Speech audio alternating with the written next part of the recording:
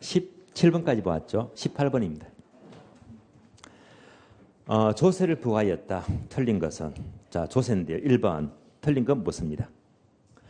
조세를 부과하면 세금을 부과하는 만큼 주택 임대료 가격은 상승합니까? 하락합니까? 당연히 상승하죠. 다음에 균형량은 감소한다. 즉 수요도 감소하고 공급도 감소하고 균형량 감소 맞습니다. 5가 되고요. 2번, 3번, 4번은요. 탄력성과 조세 귀착을 말해요. 탄력성과 조세 귀착은 항상 반비례 관계, 반대로 움직이죠. 따라서 2번 수요가 완전 탄력적이고 공급이 탄력적이다. 수요가 완전 탄력적이면 반대로 수요자가 하나도 안 내잖아요. 누가 전부 내죠? 공급자가 전부 낸다. 맞습니다. 3번요. 수요가 탄력적이다. 수요가 탄력적이면 반대로 수요자가 작게 내죠. 그러면 상대적으로 공급자가 많이 내잖아요. 이어서 공급이 비탄력이면 반대로 공급자가 많이 내죠. 따라서 둘 다 공급자가 조세를 많이 부담한다. 맞는 말입니다. 4번 어느 한쪽이 완전 탄력 또는 완전 비탄력이지 않다면요. 완전자가 붙게 되면요. 어느 한쪽이 전부 다 내야 됩니다. 다른 쪽은 하나도 안 내잖아요. 그러나 완전 탄력 비탄력이지 않다면요. 어느 한쪽이 다 낼 수가 없잖아요. 그러니까 완전이지 않다면 조세를 전부 부담하는 경우는 없다. 다른 말로 각각 나누어서 부담해야 됩니다. 맞는 말입니다. 자, 5번 틀렸는데요. 양도세가 중과세되면 주택거래가 뚝 끊기잖아요. 그래서 주택거래의 동결효가 맞습니다. 공급이 증가합니까? 감소합니까? 공급 감소죠.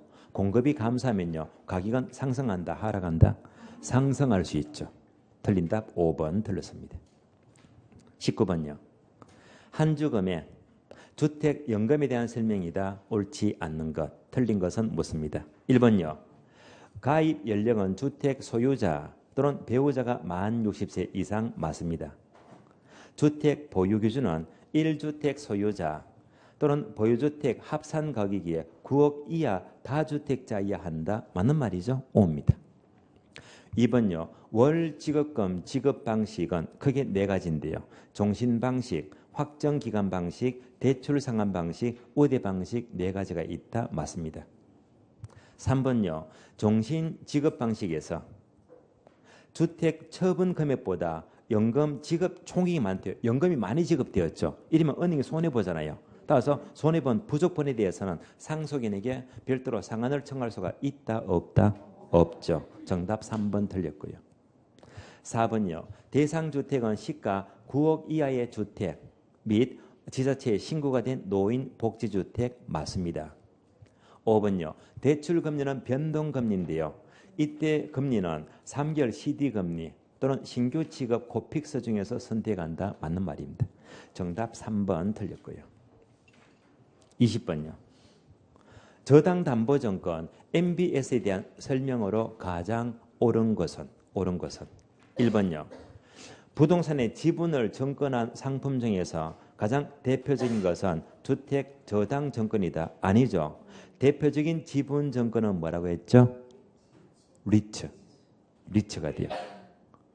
그러면 주택 저당증권 MBS는 부채증권이죠. 부채증권입니다. 대표적인 지분 정권은 리츠가 돼요.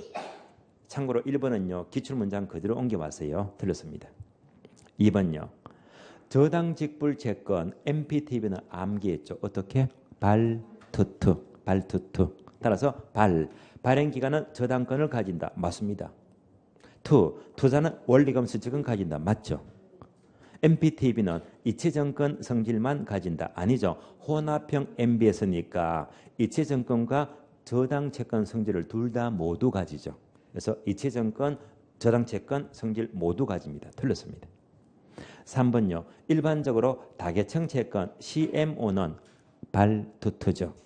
발투투니까 조기상환 위험보다면 발행기간 틀렸죠. 투자자가 부담하죠. 투자자. 틀렸습니다. 4번요.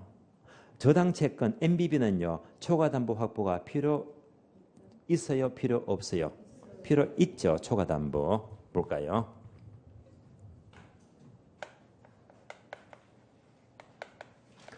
초과 담보가 필요한 것은 바로 MBB 경우인데요. 저당 채권. 여기서 초과 담보라는 것은 바로 저당 총액입니다. 그리고 MBB 발행 금액을 비교합니다. 예컨대 저당 총액을 100억 잡을게요. 총 100억인데 이때 발행되는 MBB는요. 70억만 발행한다. 많이 발행해요? 적게 발행해요? 적게 발행하죠. 이렇게 돼요. 적게 발행하니까 여기서 얼만큼의 초과분 여유가 생깁니까? 30억이 많잖아요. 얘가 바로 초과 담보가 돼요. 왜 초과 담보를 확보하죠? 바로 저당의 안전성에서 자 투자의 안전성 확보를 해서 이렇게 이만큼 초과분을 확보합니다. 따라서 초과 담보 확보가 필요합니다. 틀렸고요. 정답 5번인데요. CMO는 발투투죠. 따라서 발행 기간은 저당 채권의 소유권 가진다. 바로 정답 5번입니다.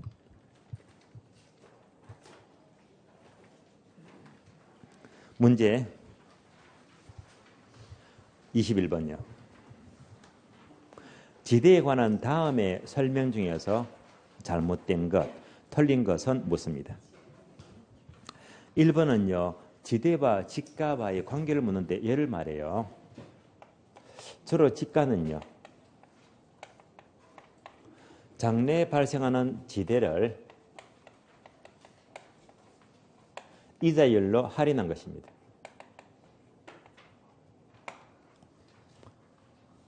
따라서 지대를 이자율로 할인한 것이 지가인데요. 이걸 보더라도 분자값이 커지면 당연히 얘도 커지는 거예요. 무슨 관계? 비례관계. 그럼 얘가 커지면요. 거꾸로 분모값은 작아지니까 무슨 관계? 반비례관계. 요거 묻는 지문이 1번 지문입니다. 1번. 지가는 장래 발생 지대를 현재 가치로 환원한 값 맞습니다. 따라서 지가는 지대와 비례관계 맞죠. 또 지가와 이자율은 반비례관계 맞습니다. O입니다. 2번요. 뒤내는 입지 교차 지대를 말이요. 비옥도가 동일하다고 가정을 했을 때 수송비 전략이 지대가 된다. 맞는 말입니다. 3번요. 마르커스의 절대 지대는 토지를 소유하고 있다는 독점만으로도 얼마든지 지대가 발생하는데 따라서 가장 나쁜 땅 한 개지에서도 토지 소유자가 요구하는 만큼 지대는 발생한다. 맞는 말입니다. 4번요. 경제지대는 자 그림 바로 떨린다. 경제지대.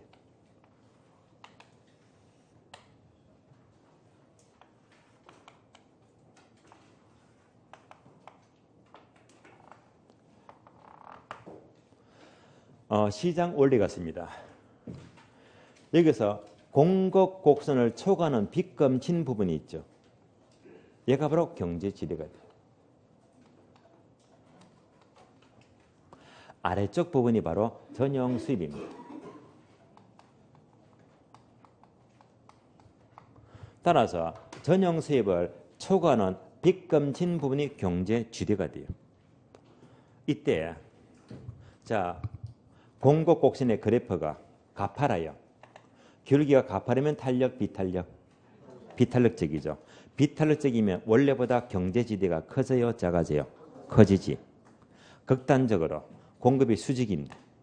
부정성입니다. 공급이 수직이면 100% 전부가 경제지대가 돼요, 전용 수입이 돼요? 경제지대가 됩니다. 거꾸로 공급이 완만합니다. 완만하면 탄력, 비탄력? 탄력적이잖아요. 탄력적이면 원래보다 경제지대가 커진다, 작아진다? 작아진다. 요거 묻는 지문이 지문 4번입니다. 따라서 경제지대는 생산요소의 총수입에서 전후수입을 차감한 값 맞습니다. 따라서 토지의 공급이 비탄력적일수록 경제지대가 커져요, 작아져요? 커진다 맞잖아요. 비탄력이면 커진다 맞잖아요. 네, O입니다. 5번요. 리카르도는 차액지대죠. 따라서 토지는 본원적 생산력에 의해서 비옥도 차이만큼 지대가 된다. 맞습니다. 리카르도는 지대를 일종의 생산비로 보았다. 틀렸습니다. 생산비가 아니고 잉여로 보겠습니다. 왜냐? 리카르도는 이꼴 고전악파죠.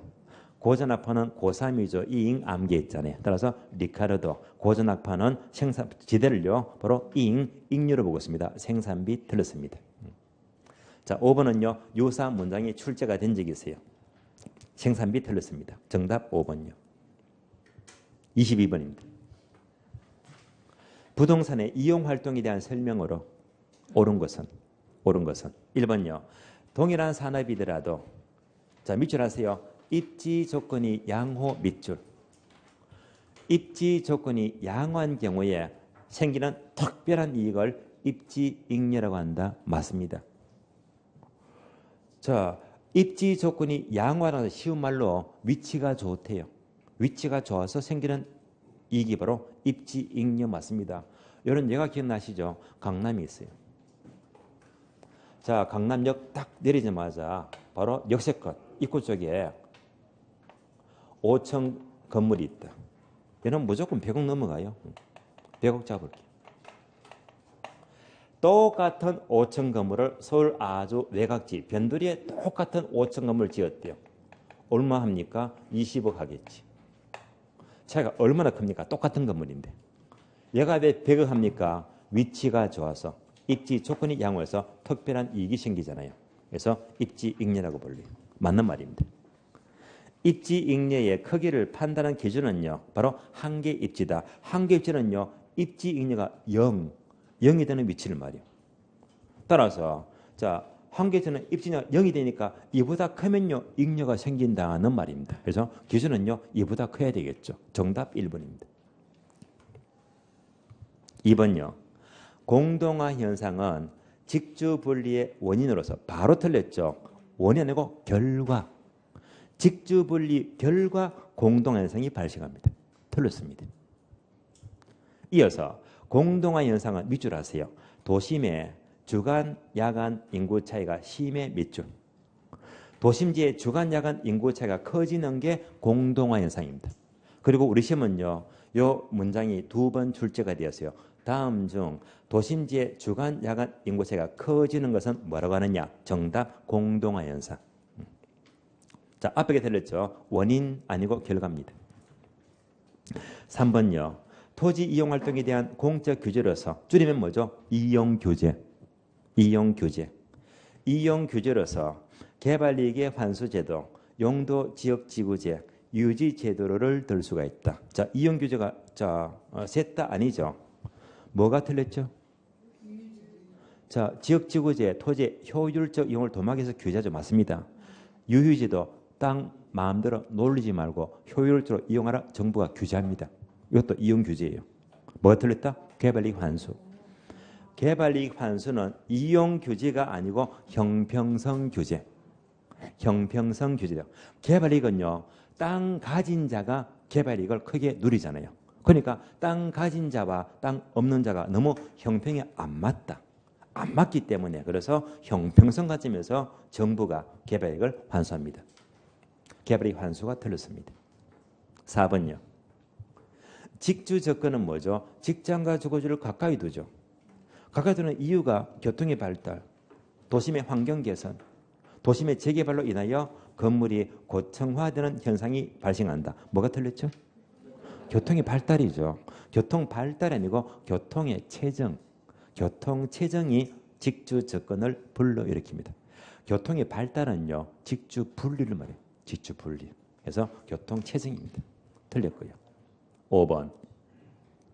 스프롤 현상은 도시계획이나 토지 이용 계획을 소홀히 한 데서 발생한다. 맞습니다. 주로 도심지에서 나타난다. 아니죠. 외곽지. 주로 외곽지에서 나타납니다. 옳은 것은 정답 1번 되겠습니다. 23번요. 계산 문제네요. 투자가치. 투자가치. 자, 공식 볼까요? 투자가치.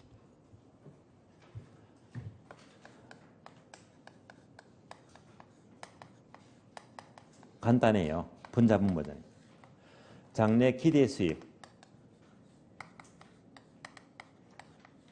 나누기 요구 수익률입니다.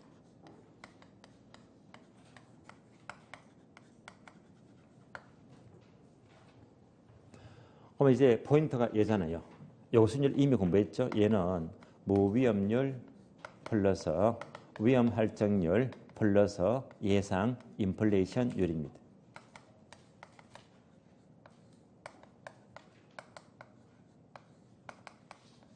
여기까지.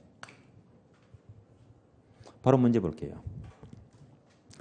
예상 총 수익은 1억. 예상 총 비용은 6천입니다. 1억에서 6천 빼니까 수익이 얼마예요? 4천만 원. 요거 수익만 구하면 되겠네요. 내려가서 금융기관의 예금금리가 4%다. 즉 무위험률이 4%입니다. 내려가서 기대수익률 8%는요. 함정, 허수, 버리자. 필요 없는 자리예요. 버리면 돼요. 내려가서 위험 프리미엄 1%죠. 위험률 1%입니다. 얼마? 5%입니다. 따라서 4천만 원 나누기 0.05 하면 돼요. 얼마가 나온다? 8억이죠. 정답 8억입니다. 정답 4번 되고요. 자, 투자가치 묻는 계산은 무조건 상중, 하중에서 합급 문제 점수를 그냥 주는 거예요. 합급 문제. 24번요. 세후 현금 수지 계산 문제입니다. 얘가 원래 중요해요. 자, 세후 현금 수지 계산 문제는요.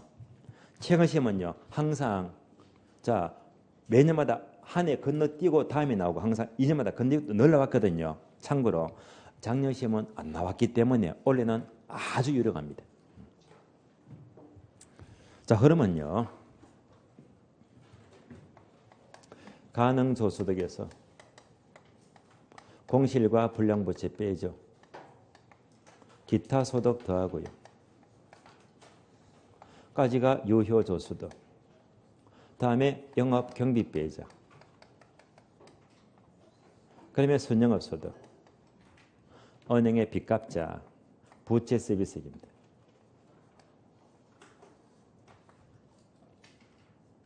그러면 세전 현금 수지. 그다음에 세금 내자 영업소득세.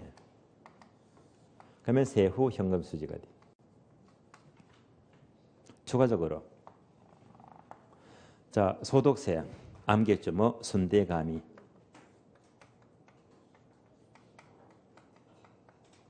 자, 순대감에서 감가 빼고 이자 빼잖아요.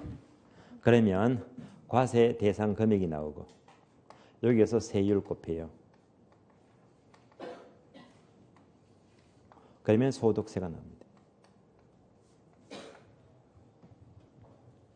바로 박스 볼게요. 단위당 예상 임대료가 50만 원. 임대 단위수가 40실입니다. 곱해주면 되죠. 그래서 50만 원 곱하기 40실. 얼마가 나와요? 2천만 원입니다.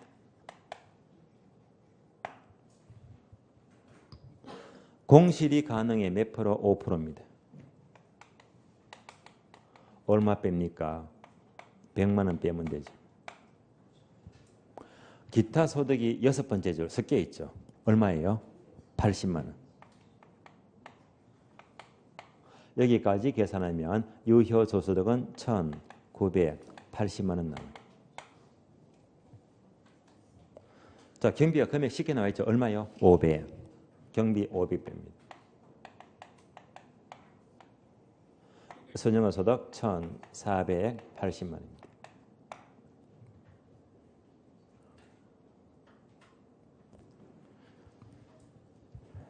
그럼 이제 부채 서비스액이 바로 원리금, 원리금인데요.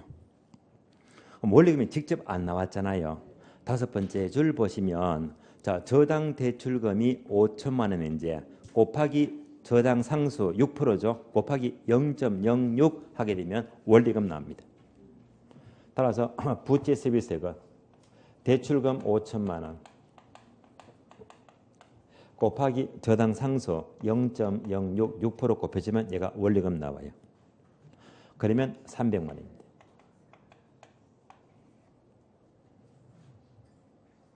세전이 1,180이 나옵니다.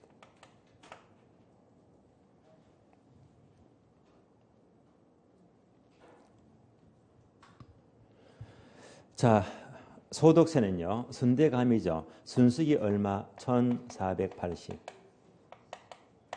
대지중납금 안 나왔죠. 감가가 얼마예요? 250. 이자가 얼마? 230. 딱 떨어지죠.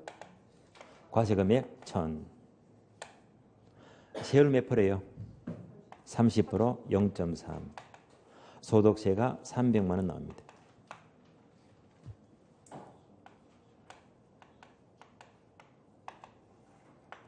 그러면 세후 현금 수지가 880만 원 나와요. 정답 880.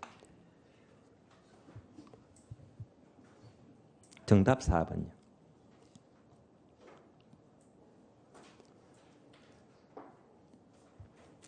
자, 문제 25번 봅니다. 계산 문제인데요. 두 개를 묻습니다. 순영가 MPV와 내부 수익률 IRR을 각각 구하면 얼마인가? 그럼 이제 개념부터 공식부터 먼저 알아야 되겠네요. 자, 순영가는 뭘 말하죠? 수익형가 빼기 비용형가입니다.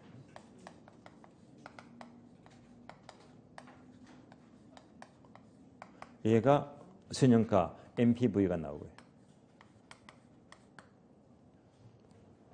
다음에 내부 수익률은 수익형가와 비용형가를 이꼴 각해 만드는 할인율입니다.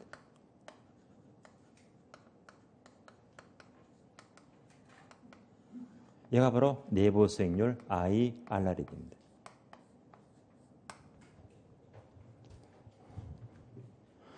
결국 지금 문제는요. 수익형가 구하고 비용형가 구하면 답이 나온다는 말입니다. 바로 문제 볼게요. 자, 어떤 투자안에 현재 투자 금액은 4천만이다. 현재 투자 금액 4천이죠. 그림으로 봅니다. 현재 4천만 원 투자했어요. 얘가 현재 지출을 했죠. 그대로 뭐 비용형가입니다. 얘가 바로 비용형가입니다.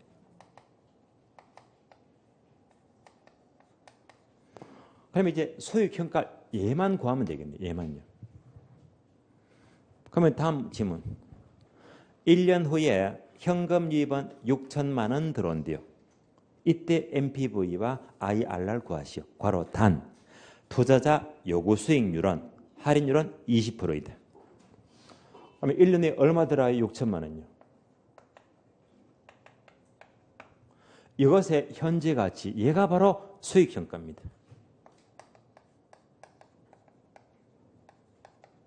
그래서 1년에 6천의 현재 가치, 얘만 구하면 수익형가 나오잖아요. 그러면 일시불의 형가계수.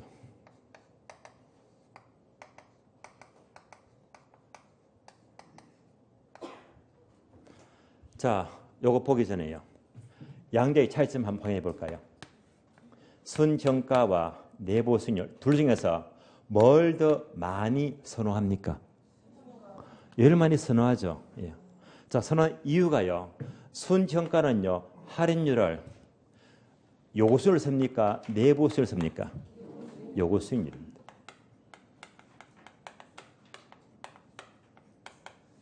얘는요. 할인율이 요구수율이다, 내부수익률이다? 내부수익률. 얘가 분명히 달라집니다. 그래서 순형가법은 요구수를 할인율 쓰니까 얘가 괄호에서 몇 프로? 20% 나왔잖아요. 20%. 따라서 이때 바로 할인율이 바로 요구수율 20% 넘는데 0.2. 몇 성? 1성. 그러면 현재 가치가 얼마 나와요? 5천만 원 나와요. 따라서 수익형가 5천만 원 나왔습니다.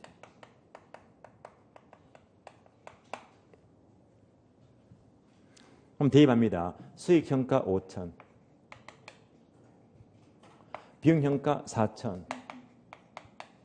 순형가 얼마 나와요? 1,000만 원.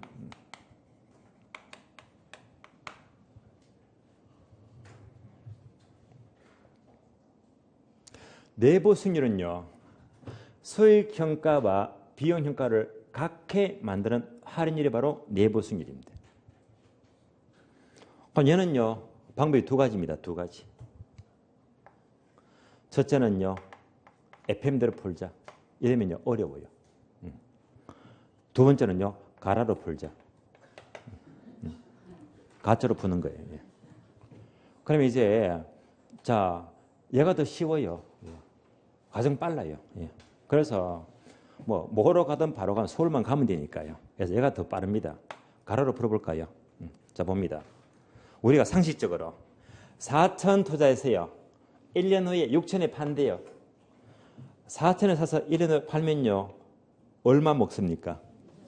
2천 먹었죠. 주식을 이만큼 샀는데 1년 뒤에 이렇게 판대요. 예상 수익률 몇 프로? 50%. 얘가 가로로 푼 겁니다. 정답 50%. 얼마나 쉬워요. 예. 예. 그러니까 얘가 뭡니까? 내부 수익률. 똑같은 말로 이꼴 기대 수익률. 똑같은 말로 이꼴 예상 수익률. 다 똑같은 말입니다.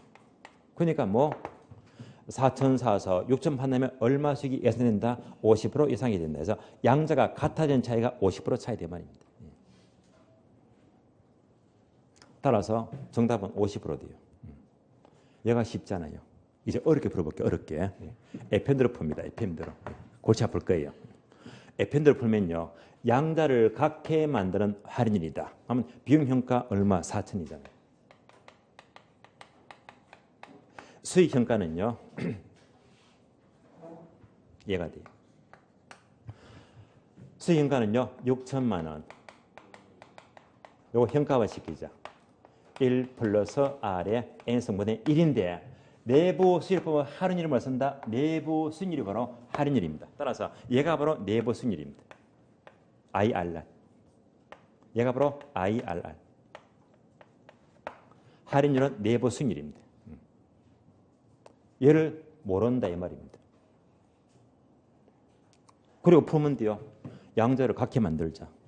6천만 원.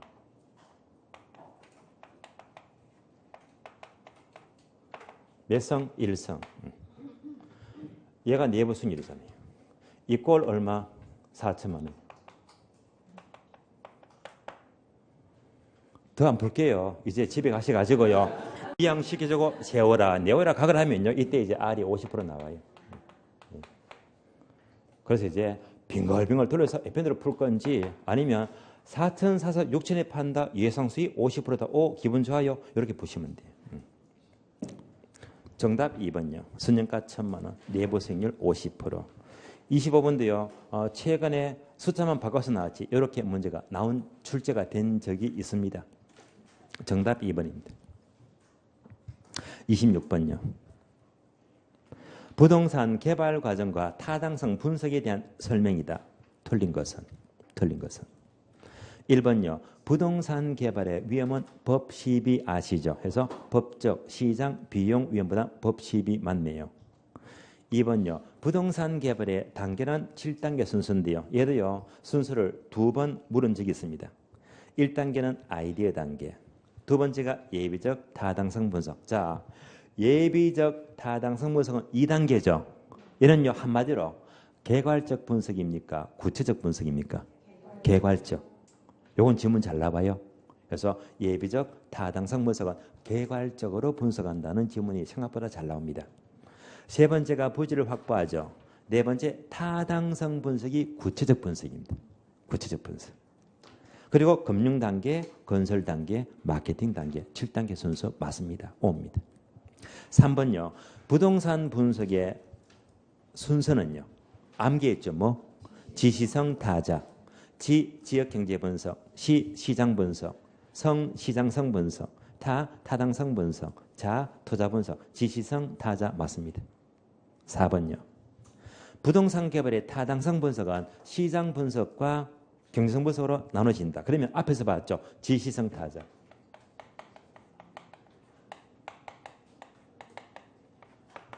이걸 또 세 번 하면요. 요거 묶어서 뭐죠? 시장 분석. 타자 묶어서 경제성 분석입니다.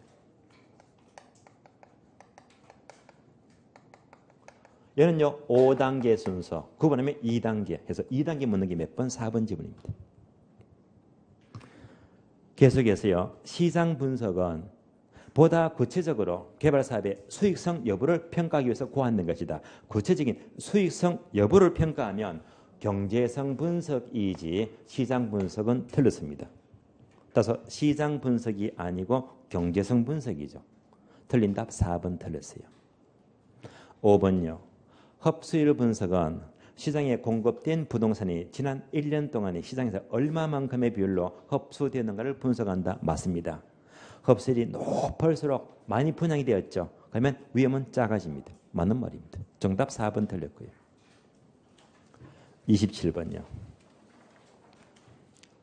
부동산 관리 정보 체계에 관한 설명 중에서 틀린 것, 옳지 않는 것은 묻습니다. 1번요. 1번은 정기 보고서와 비정기 보고서예요. 따라서 관리자가 작성할 보고서는 정기 보고서도 있지만 비정기 보고서도 있다. 맞는 말입니다. 2번은요. 정기 보고서의 설명이죠. 일반적으로 정기 보고서는 부동산 자산 보고서는 6개월마다 정기적으로 작성해야 됩니다. 나머지는 활동 보고서, 임대차, 잉여 보고서는 정기적으로 매월마다 월별로 작성한다. 맞습니다. 3번은요. 부동산의 자산 목록이죠. 자산 목록의 작성은 예를 들면 아마 이 흐름이 기억나실 거예요. 에서 L 다시 130 다시 001 다시 P 또는 L이 있습니다. 자산 목록 작성 이해가 되는데요. 처음에 에서 L은요. 서울의 첫자 끝자죠. 지역을 표시합니다. 두 번째 130은요.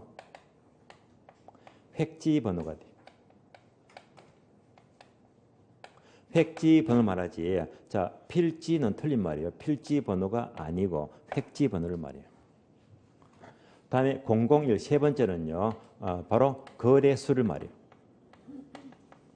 처음 거래되면 001, 두 번째는 002가 되고요.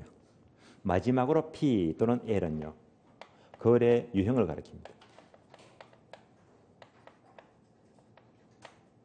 매매가 되면 P가 되고 임대가 되면 L이 돼요. 매매 또는 임대를 말해요.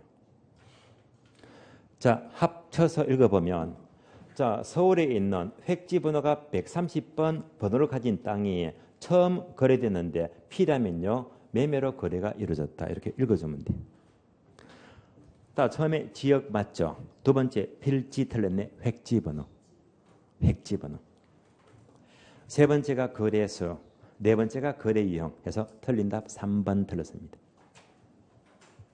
4번요. 관리정보체계에서 토지는요. 모든 획지별로 칠판물가 이렇게 획지별로 분류합니다. 또 모든 획지에 관해서 거래 변동사항은 별도로 식별 번호를 가진다. 맞는 말입니다. 5번요. 시장 보고서가 특히 중요한 보고서는 매장용 부동산인데 매장용 부동산의 최초의 보고서는 부지를 선정 시에 최초 보고서를 작성한다. 맞는 말입니다. 정답 3번 틀렸고요.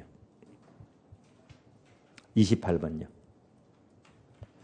리처 부동산 투자에 대한 설명으로 가장 옳은 것은 1번요. 위탁관리 리처의 설립 자본금은 5억입니까? 3억입니까? 3억 맞죠? 바로 정답 1번입니다. 정답 1번. 2번요. CR 리처는 실체형이다, 명목형이다. 명목형 틀렸죠. 3번요. 자기관리 리처는 실체형이다, 명목형이다. 실체형 틀렸습니다. 4번요.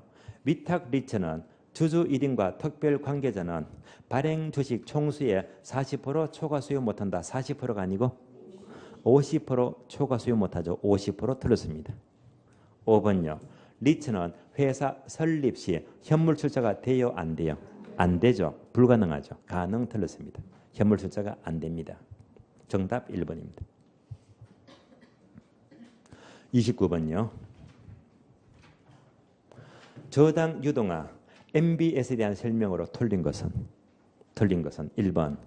MBS는 금융기관의 대출 지원의 확대와 자금의 단기 조달 및 장기 운영에 따른 유동성 문제 해결을 가능케 한다. 그대로 맞는 말이죠. 5입니다. 2번, 3번 묶어주고요. 자, 2번, 3번은요. 유동화의 전제 조건을 묻는데 아마 이 흐름 아시죠? 1차 시장 금리가 나와요. 자, 1차 시장 금리를 더 쉬운 말로 저당 대출 금리가 돼요.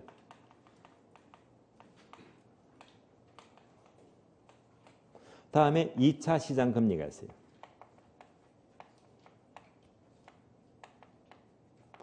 이 차 시장 금리를 다른 말로 MBS 수익률입니다. 또는 기대 수익률이죠.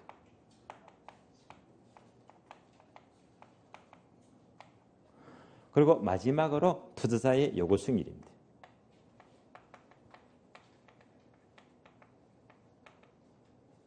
자, 이렇게 놓고 봤을 적에 1차 금리가 가장 높고 다음에 2차가 높고요. 투자 요구수는 가장 작아야 됩니다.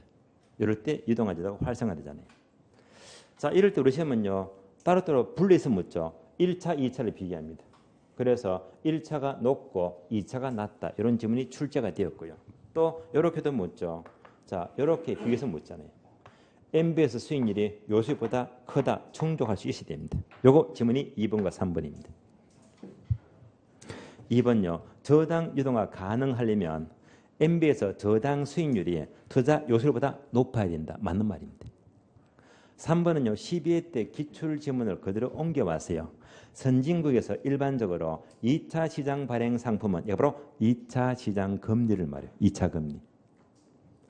이것은 두 번째 줄 주택 대출 금리가 바로 1차 시장 금리를 말해요. 당연히 2차 시장 금리는 1차 금리보다 더 낮은 금리 맞죠? 5입니다. 4번요. 저당 담보증권 MB에서는 대출기관이 사들인 저당을 담보로 해서 발행한 새로운 형태의 정권인데 이는 지분정권 틀렸죠? 부채정권. 부채정권이죠. 이자가 목적입니다. 부채정권 틀렸습니다. 5번이요. 저당 직불 채권 MPTV는 안개있죠? 발투투. 발투투. 따라서 발행자는 저당권 가진다. 맞잖아요. 원리금 수취권은 투자가 모두 가진다. 맞네요. 틀린다. 4번 틀렸고요. 이어서 문제 30번 봅니다. 30번. 다음 경제사건을 사례별로 기술하였다. 올바르지 못한 것, 틀린 것 묻습니다. 자, 표를 보시면요. 사례 A, B, C, D, E가 나와요. A는 저당 상수, B는 대부 비율, C는 부채 감당률, D는 슈바베 지수, E는요. PY 비율입니다. 하나씩 볼게요. 자, 틀린 거 고르면 돼요. 자, 사례 A. 저당 상수는 뭐죠? 주로 대출 받을 때 갚아야 될 이자율과 관계되죠. 얘가 높은 것은요. 좋은 겁니까? 나쁜 겁니까? 돈 빌리면 이자가 높단 말이죠. 저당 상수가 높을수록 빚 갚기가 쉬워요? 어려워요? 어렵다. 그래서 높을수록 빚 갚기가 어려워요. 어려운 말로 융자 상환은 악화된다. 쉬운 말로 빚 갚기가 어렵다. 맞는 말입니다. 사례 B는요. 대부비율은 LTV죠. 얘가 높을수록 빚 갚기가 쉽다. 어렵다. 어렵다. 융자 상환은 악화된다. 맞는 말입니다. 사례 C. 부채 감당률은 아시죠? 순두부. 얘는요. 1보다 큰 게 좋은 거다 나쁜 거다? 좋은 거죠. 거꾸로 1보다 작으면요. 순수익이 작고 빚이 많다 이 말이잖아요. 1보다 작으면요. 빚 갚기가 쉽다 어렵다? 1보다 작으면 빚 갚기가 어렵다. 맞는 말입니다. 사례 D입니다. 슈바베 지수는 높을수록 자 슈바베 지수를 알아야 됩니다.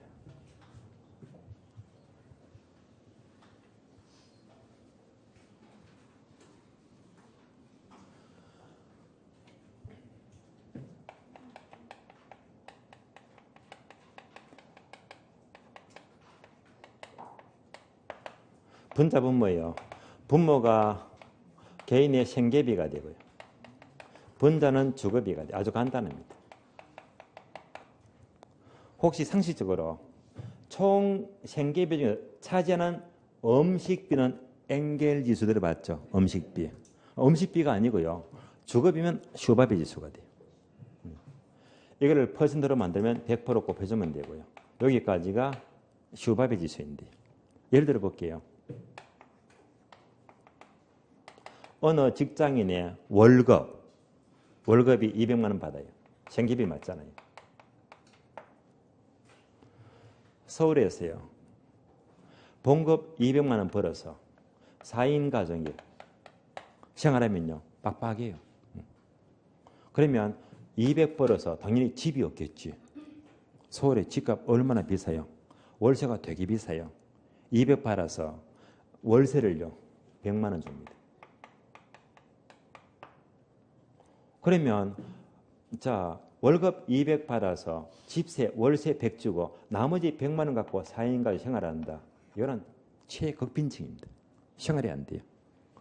자 이럴 때 슈바베 지수가 몇 프로 나와요? 2분의 1 몇 프로? 50%. 이를 말이에요. 예를 바꿔볼까요? 월급이 200이 아니고 월 1000만 원 벌어요. 1000만 원 벌어서 집세 100만 원 별거 아닙니다. 아주 가벼워요. 그러면 슈바베 지수가 몇 프로 나와요? 10% 나와요. 결론. 슈바베 지수가 높을수록 잘 산다, 못 산다? 못 산다. 자, 고소득층이다, 저소득층이다? 저소득층입니다. 슈바베가 낮을수록 잘 산다, 못 산다? 잘 산다, 고소득층입니다.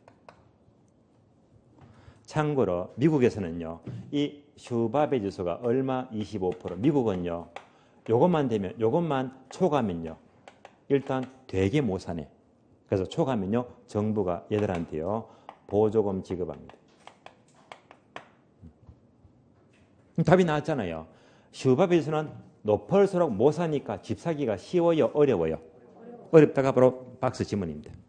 따라서 슈바베 지수가 높을수록 집 사기가 어렵다. 주택 구입 능력은 악화된다. 맞습니다. 다음에 5번째 PY 비율입니다.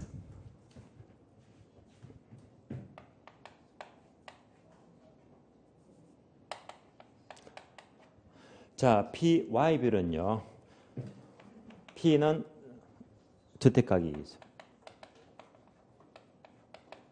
Y는 개인의 연봉, 연소득입니다. 또 예를 들어 볼게요. 어느 직장인의 연봉이 4천만 원입니다. 연봉 4천만 원 벌어서 주택 살려고 하니까 2억 한대요. 얼마 나와요?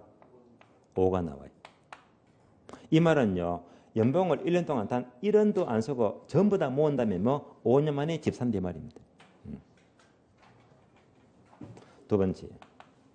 연봉이 4천이고 2억이래. 2억. 집값이 2억입니다. 얼마 나와요? 1. 결론.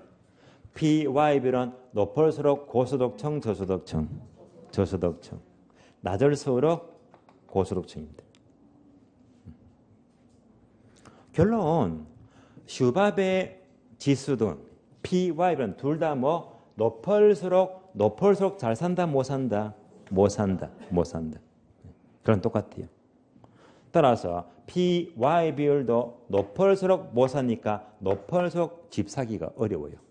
5번 틀렸지. PY 비율은 낮을수록 틀렸고 높을수록 집 사기가 어렵다. 주택 구입 능력은 악화됩니다. 그래서 사례 2가 틀렸죠. 정답 5번입니다. 자, 30번까지 보았고요. 쉬었다가 마지막 시간은 31번부터 보겠습니다. 쉬겠습니다.